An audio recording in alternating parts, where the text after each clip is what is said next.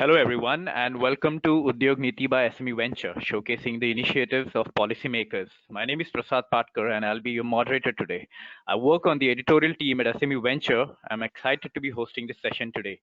I'm pleased to introduce today's speaker, Mr. Sunil Marwah. Mr. Marwah is CEO of the Food Industry Capacity and Skill Initiative, FICSI. Now, before I get started, I have a few housekeeping items to cover about this Q&A. Firstly, today's webinar will be available on all social media platforms, that is Facebook, Twitter, Instagram, LinkedIn, YouTube, along with a web portal that is www.smeventure.com. Secondly, let me just give you a brief about FICSI, Food Industry Capacity and Skill Initiative. It is a non-for-profit organization registered under the Societies Registration Act 1860. The council has been promoted by the Federation of the Indian Chambers of Commerce and Industry with financial support by National Skill Development Corporation, NSDC. We are technically now in the 100th day of the lockdown, or as you can call it, Unlock 2.0. Now, the challenges, there have been enormous challenges that we have faced right from the day we went into the lockdown. We have seen the ups, the downs, the highs and the lows. Along with the challenges, there have been changes that have been brought about. We have been adaptable to the different scenarios. Here, we will be specifically talking about the ecosystem of the food industry. Now, the nation's food supply is susceptible to disruption, not by food contaminated with the COVID-19 crisis, but by the transmission of the virus among workers in locations and facilities where food is produced, processed, packaged, and sold. So the main concern here is protecting other workers in the operation and keeping the present situation in mind.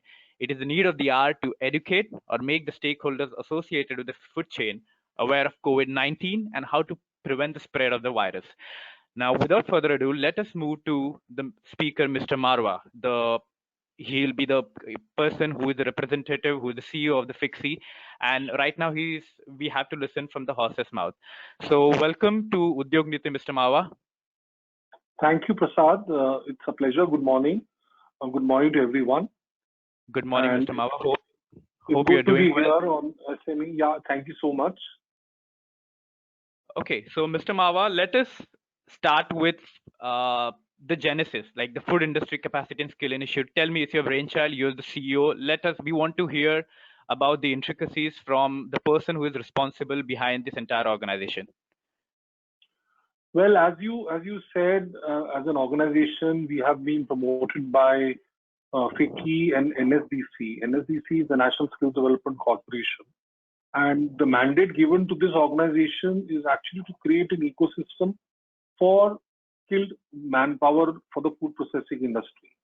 So the job entails basic understanding of what the industry requires, what are kind of skills it requires, and how those skills have to be acquired by the people who are in the employment, in the labor market. What is the easiest way to impart those skills? The easiest and the shortest way to impart the skills to those people who are interested in joining food processing industry. So we are creating basically the standards, which we call the qualification packs. These are approved by the National Skills Development Authority and now NCVET, which is the new form of National Skills Development Authority. We approve the qualification packs. Once we approve that, which is basically the job roles which are there in food processing, what are the skills which are required to perform those job roles? Once that is approved, then we go about creating the curriculum, the learning resources, the syllabus, the assessment systems. So the entire package is created by us for each and every job role. And the main purpose is how can we make our workforce more skilled so that the food processing industry becomes more competitive and more profitable. Other than this, we are associated in terms of certifying the trainers who undertake the sessions on the courses developed by us. We have a very, very robust train the trainer program. We also have the accreditation of the training providers. There are training providers which are private institutes as well as colleges who undertake skilling in various job roles. So we also approve the infrastructure, set the standards for those, and then we go about approving and registering those units through NSDC so that they are in a position to undertake these courses. We are a nodal body for initiatives under the Pradhan Mantri Kaushal Vikas Yojana, and which is related to food processing. So all the projects we are getting engaged with the Ministry of Skill Development and Entrepreneurship, as well as with NSDC. So it is a program which runs continuously, and with the growth of the industry, there are more and more things which are getting added on. Entrepreneurship is one of them, where we're looking at how we can create entrepreneurs in the food processing space, how we can help the government, how we can further the government's objectives of Startup India.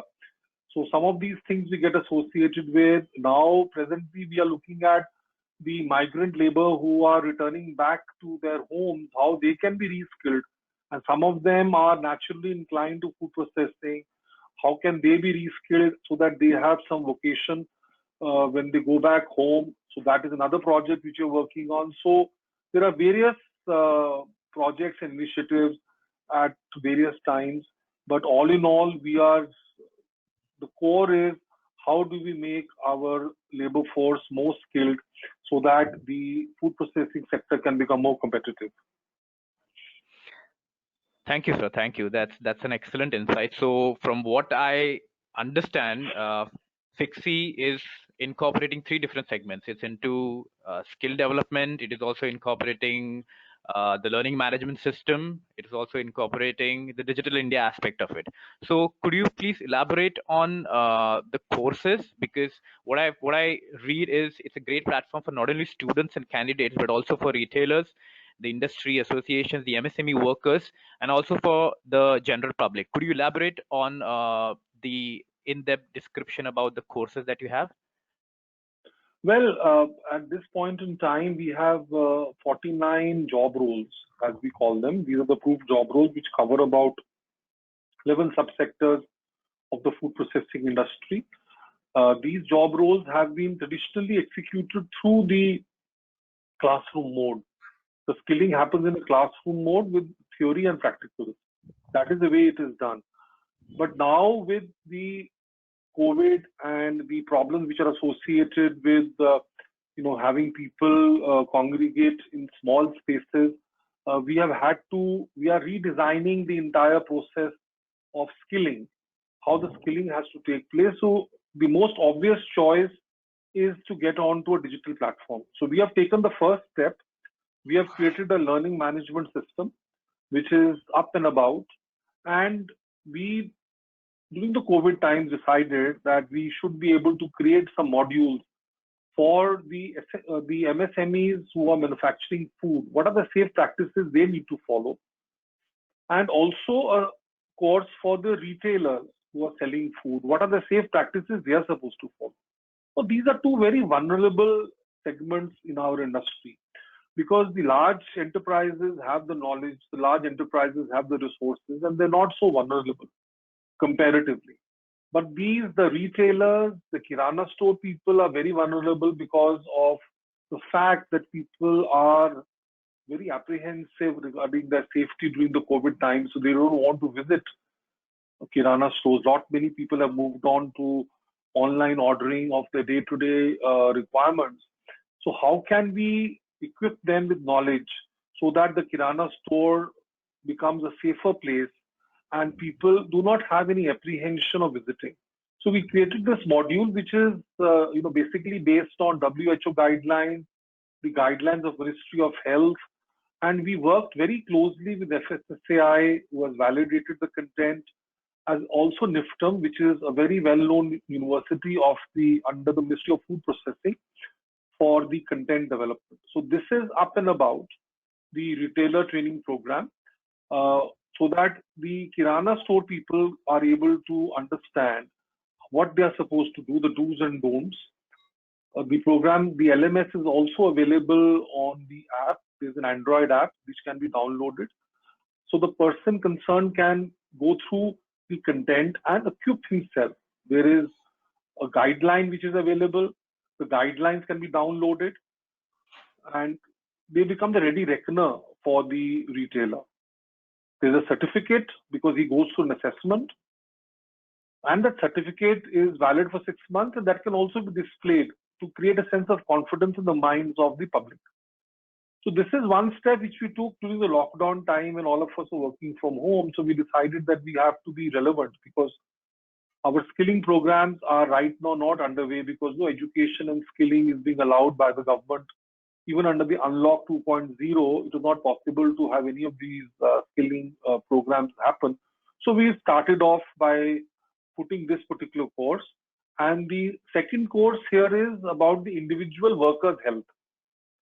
How the individual worker needs to take care of his health, because ultimately workers are important. Workplace is important, but in the final analysis, it is the individual health which will affect the overall performance of an organization. So there is a worker sensitization program.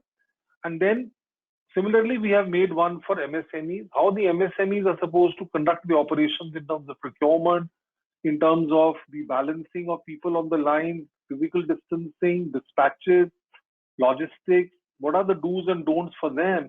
That also have been put forward. I would request my colleague, Mr. Anshul, to just share the screen very briefly, and so that our participants can have a feel of what we are talking of. The URL for this is trainingacademy.FICSI.in. So this is the online training academy, and I would request to show the courses. So we have the courses given here, which are meant for the businesses, the students, and also the trainers who want to get trained in this field. If you scroll down, so the first course here is Safe Practices for Retailers and Retail Workers Handling Food. This is in Hindi and English. We are in the process of putting the courses in other regional languages as well. And then we have the Safe Practices for Micro and Small Food Processing Enterprises. So these are the two courses which are available. These courses are free of cost, and anybody can get on. There's a simple registration process, and they can go through this course, which will not take more than an hour and a half or two to go through, and they can be more equipped, they can be more knowledgeable, and knowledge gives you protection. So that's what we're trying to achieve in this. Having done this, now we have a very big project in hand. We have been assigned by the Ministry of Food Processing to convert our existing learning resources for 49 job roles into digital content, which means making them e-learning friendly as well as support them with digital content. Digital content becomes very important so that we can simulate the working environment that the student can see in the factory or in the enterprise that he gets into. So to give him a feel of what he can expect when he goes and works. So there is a digital content which we are making very interactive. Very soon, in about 60 days time, we are going to be rolling out this very unique kind of experiment, you can call it, or initiative, so that people are able to learn food processing without stepping out of their home. They will also be assessed by us online, and they will be getting a certificate from us, which will enable them to get a job or become entrepreneurs. The government of India has decided to waive off the fees for SC/ST candidates who are going through these programs. So that's an advantage, because there is a special focus on the less fortunate or people with less economic resources. So that is the initiative which we are taking. So digital platform is the future, and we are building on that. Over to you. Prasad.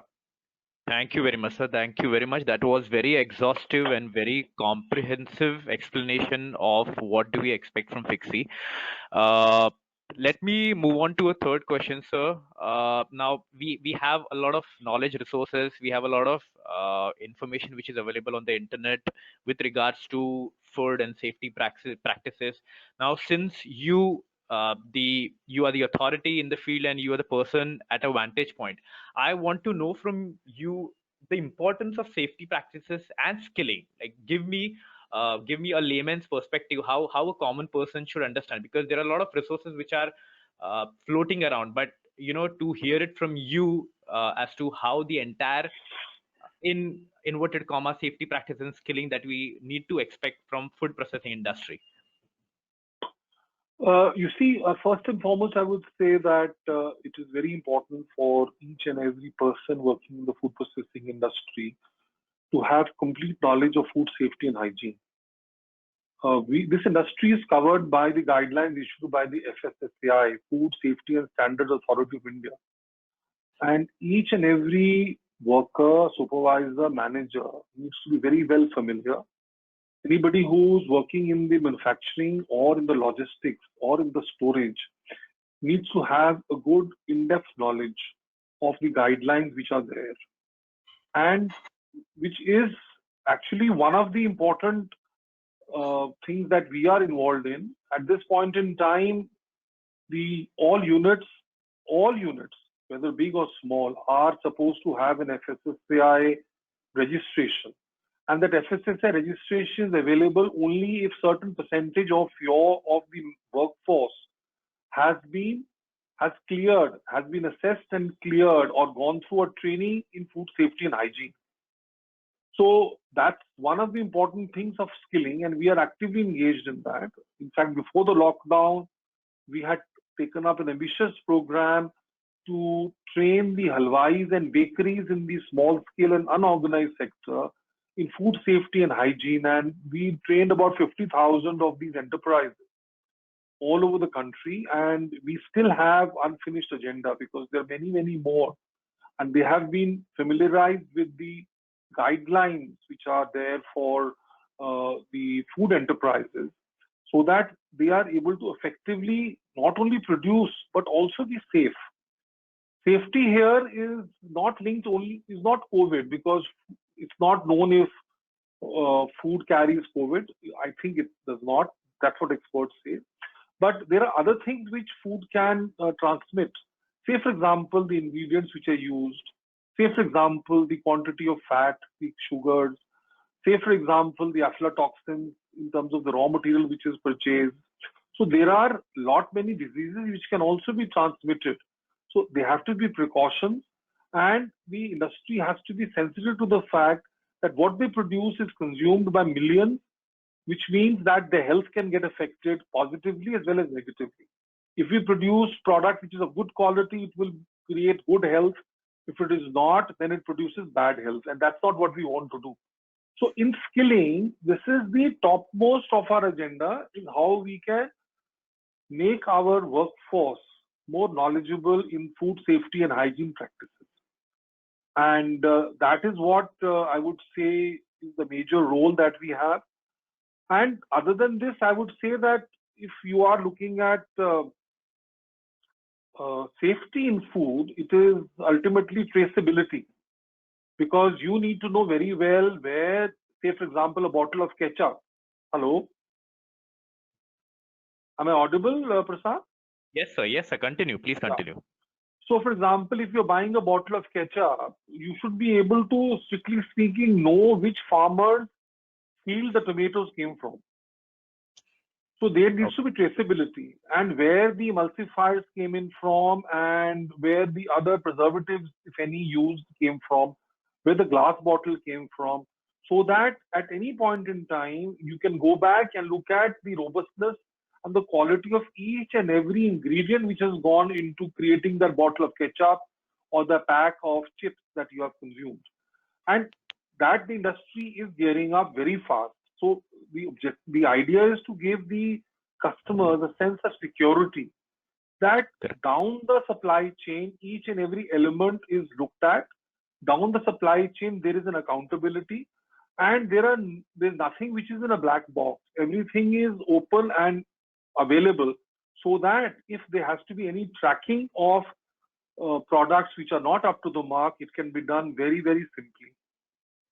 Okay, thank you very much. So when you're talking about tracking, when you're talking about robustness, we obviously are talking about the technology. When it comes to food, tech isn't always the first thing that comes to mind. However, technology over the year has changed how we produce and find our food through application, through robotics, data and processing techniques.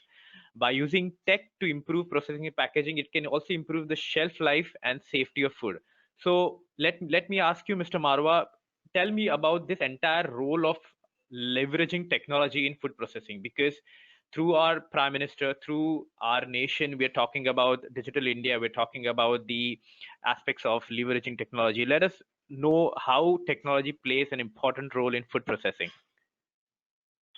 Well, let me say that like every other industry, technology has a very important role to play in food processing. Food processing is no different, and this entire process has been, in the sense, uh, created a lot of steam. It has pushed the agenda a lot uh, after the COVID, because the industry is moving towards handless processing.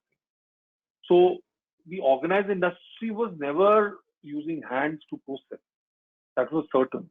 But we have a number of MSMEs and others who are going to be now pushed to this fact that, look, hands free, handless food processing is required. And that is possible only through automation. So that's one for certain, that handless processing can be achieved through automation, which means your packaging, all those have to be hands free. There should be no human intervention, or human intervention should be more of a supervisory nature. So automation has helped us to achieve, to a large degree. If you look at the organized dairy, for example, is highly automated. The milk flows through pipelines. The falling film evaporators are creating the milk powder, and it almost, if you look at the automation in a dairy plant, which is say Mother Dairy or any of the NDDB entities, it could be no different from a plant producing chemicals, because the same pressure gauges, temperature gauges, and the stainless steel equipment, so it's all there. And you find very few people who are who are coming in contact with the food. So very rapidly the industry is going for automation, because this will, in the final analysis, improve the quality of the product, number one. Number two, it also improves the profitability of the enterprise, because if you are producing better quality, you're giving better health, you will be able to obviously get more profit. That's very important. Secondly, on the internet and the ERP systems, the industry is also now getting into tracking which products are selling, which packs are selling, which territory is demanding what kind of product. Reordering is happening through by the channels on the internet. At any point in time, the customers or the industry knows what is the unsold inventory left, so that when the expired products have to be called, it can be done very easily. And in fact, the near expiry products can be discounted. So ERP packages and internet are also enabling the industry to become more and more competitive and defend its margins, so that wastages are less, recalls are less, and you are able to customize to customers' changes. The important thing is the customer is actually moving very rapidly from one type of food product to another, one kind of flavor to another. Masala chips may sell in some territories, in other territories only salted may be popular. So these are many, many different things. If you look at ice creams, there are hundreds of flavors, which flavor is selling what. So the industry is using internet to track customer habits, using internet to track inventories, using internet to track what is to be reordered. So all those things are in place. In terms of logistics, also there is certain amount of automation which has come in, which has helped the industry to save freight costs. So I would say that we are not in the phase, we are not very automated, but we are rapidly going through. Some segments are more automated than the others. But the agenda for us is how we can get the MSMEs and micro enterprises equipped with appropriate technology. We don't want a micro enterprise to get robotics, but we want definitely that it should be automated so much that hands-free processing is feasible. So that is what agenda we are pursuing. We will not be in a position to completely automate everything which is produced on the small scale. But over a period of time, we will sensitize them and we would like to get their key activities automated. So over to you, Prasad, if there's any other question on the same point. Excellent, sir. I would like to add on to this point that with automation, you also need to maintain an equilibrium with workforce. So with FICSI, you are kind of balancing, juggling two different acts. Like you cannot entirely automate things, and you cannot be dependent entirely on human workforce. There needs to be a fine balance between the two things. Thank you. No, I would like to, Prasad, I would like to just clear this doubt. Yeah. That does automation displace labor? I don't think so. Okay. The quality of jobs changes, the number of the kind of work changes, and now, if you look at the number of smartphones which are being used in the country, you couldn't even imagine this 10 years ago. So our workforce is very open to technology. It's not that our workforce is not open to technology. And our Correct. workforce is very readily getting re-equipped to look after technical aspects of manufacturing. And Correct. overall, the industry is also growing. So it's not that maybe one organization may displace a few people because of technology, but because of the growth of the industry, there'll be 10 other units coming in the same area where those people can be employed. Correct. So I don't see a displacement of labor per se. I think we are rapidly moving towards an era where we are expecting shortage of people in food processing. Okay. Because That's the industry growth is tremendous. It's about, we are looking at about 11 to 12% CAGR, and with the fact that agriculture being the backbone of food processing, and only about 12 to 15% of our agriculture produce getting converted. So can you imagine what happens if you look at places like Thailand, already at 70-80% of their agriculture produce gets processed, and we are at 13 to 15%. So the number of units that we have will only go many times. Correct. Go many times, many jobs will come, and the fact we automate is because we want to be safe. We don't want people to get affected by the food that we produce. Excellent. Thank you for clearing this confusion. Now, since we're talking about automation processing, how do we kind of integrate this with the two things which are in buzz right now? Like we're talking about Atmanirbhar Bharat and we're talking about self-reliance India. So how do you kind of make policies which are congruent to this vision and this mission that we're seeing? What's FICSI's vision, which needs to be working in tandem with Atmanirbhar Bharat and the self-reliant Indian economy?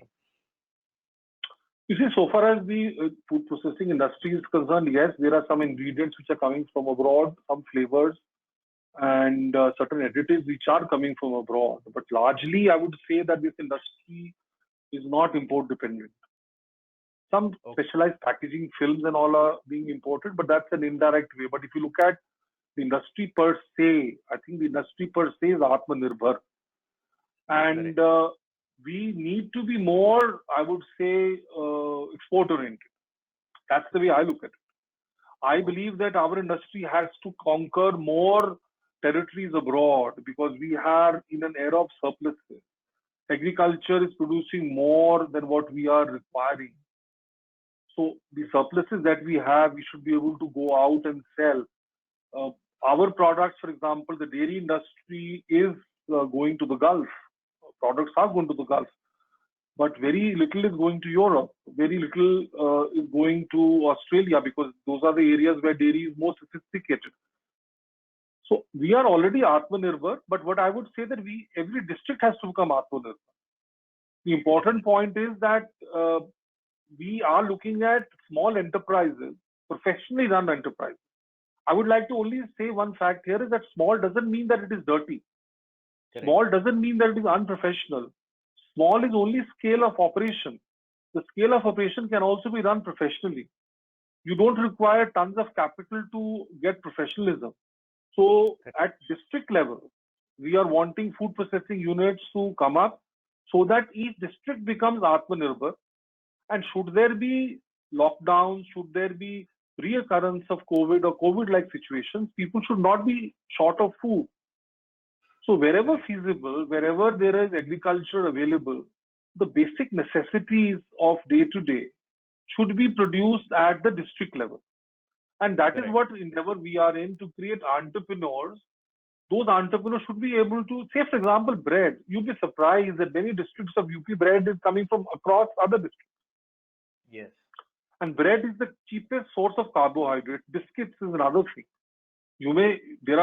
The industries has grown a lot, but still there is a lot of need for extra capacity to come up at the district level, so that biscuit production, so those things can take place. The dairy processing can happen at the district level in an organized, professional way. So as FICSI, the whole objective of creating entrepreneurs, which are people who can get mudra loans, people who can get engaged with Startup India or at a more larger scale. That is the agenda that we are creating. That is how we believe that districts will become Atmanirbhar and India will become more Atmanirbhar in food processing. Thank you, sir. Excellent, excellent. So we are talking about, you've very nicely explained the role of decentralization, the role of localism, wherein the powers and wherein you are kind of inseminating the skills right into smaller districts.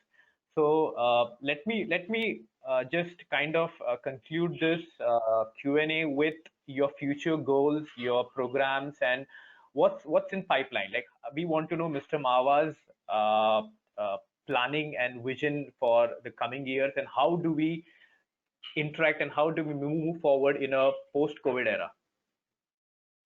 You see, I've already said a few things, but I'd like to summarize that. Firstly, our skilling processes are undergoing a change. So rather than face-to-face, we are using digital. We would also be using blended, which means that people will do practicals in a smaller size batches. Instead of 30 batches, maybe 15 people batches. They'll go for practicals to a central location. So blended learning, digital learning, online assessment with online proctoring with a lot of security, so that the robustness of the system and the quality of a certification is not compromised. So that's one whole area of skilling. Online tutoring. The teachers should be able to tutor people online. They should be webinars where people can log in and get certain doubts cleared. So that's a whole area that we are working on, and which is really gathering steam, and we will really move very fast on that. That's one. Secondly is the creation of entrepreneurs, as I've already said, at a small scale level, and also for artisanal foods. Now, artisanal foods, as you may, I have not said, but there are lots of people who are jobless in urban areas because they have been declared surplus by many industries which are going through a transformation. So those people can become home entrepreneurs, and they can also offer products in their vicinity and in the city. So that's the second project that we are looking at: entrepreneurship at a micro scale level, entrepreneurship at home level. This is the second point that we are looking at. Third point we're looking at is how we can further enhance our skilling programs in food safety and hygiene. That is very, very important. We are talking to FICCI on further digitalization of their content and getting online assessments and other things done. And lastly is aligning with the industry to look at future skills. So we are shortly commissioning a study, and this is through the Ministry of Food Processing, to look at what are the kinds of roles which will be required in the future. So a very comprehensive study is being done, which will look at what are the future skills which are required, so that we continue to update and upgrade our curriculum. So these are some of the initiatives that we are taking at this point in time for the immediate future. The government programs are going to commence, later once the lockdown conditions are cleared. The physical conducting of any kind of programs will happen only after the lockdown 3.0 comes in. Unlock 2.0, skilling and training is not being allowed. Okay, excellent. So I think we have covered a lot of issues. I mean, we have not just touched food processing, we've touched entrepreneurship, we have touched MSMEs, skilling, digital India. I think a lot of people prior to this interview wanted uh, Mr. Marwah to cover a lot of issues because he not only is he a terrific speaker, but also he has this gamut of knowledge and information wherein he talks about a lot of other aspects and domains of the industry since they are so interconnected to each other. I had a terrific time on this Q&A session. Rest assured to the rest of the audience, we'll be conducting more such sessions. I think a lot of people from the food industry want to listen to Mr. Marwah. So this was just a one-off interview. In future, we'll be conducting more interviews on, we have a vertical called as the Udyog Parishad, where we hosting a panel. And I think I'm pretty sure that Mr. Marwah would be one of our panelists, considering his immense knowledge into this field. Mr. Marwah, we had a terrific time talking to you. We learned a lot of things related to the issues of food industry. And I think a lot of people would like to listen to you in the future as well. For those interested, you can just have a cursory glance through the website, which is www.FICSI.in. And for more information related to this, we'll be keeping in touch with Mr. Marwah and we'll be holding several such conferences. Thank you, Mr. Marwah, for coming on Udyog Niti. It was a pleasure talking to you. Do you have any thing to say to our audience? Thank you very much, Prasad, for inviting me this morning. And I'm very happy to be here and discussing some of the things about food processing, skilling, and other aspects. It is very important that I would like to sign off by saying that to make India Atmanirbhar, we all of us need to join hands and let's become entrepreneurs. That's the future. And let's create enterprises where we can employ people. I would encourage people who are looking for jobs rather than becoming employees, they should become employers.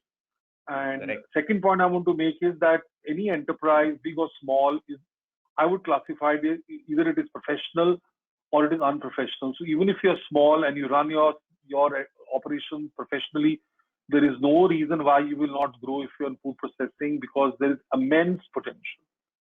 So I would like to say that and sign off. Thank you, Prasad, and looking forward to other opportunities to speak to young people and people who want to become entrepreneurs.